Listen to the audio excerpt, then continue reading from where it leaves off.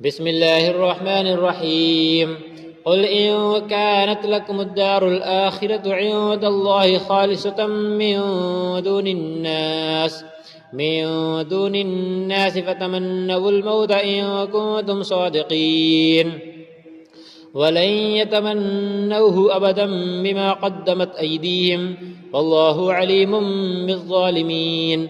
ولتجدنهم أحرص الناس على حياة ومن الذين أشركوا يود أحدهم لو يعمر 1000 سنة وما هو بمزحزحه من العذاب أن يعمر والله بصير بما يعملون.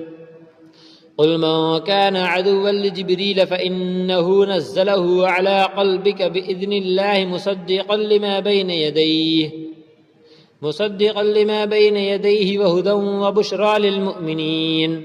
من كان عدوا لله وملائكته ورسله وجبريل وميكال فإن الله عدو للكافرين.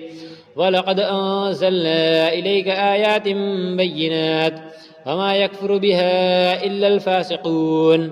أو كلما عاهدوا عهدا نبذه فريق منهم بل أكثرهم لا يؤمنون. ولما جاءهم رسول من عند الله مصدق لما معهم نبذ فريق من الذين أوتوا الكتاب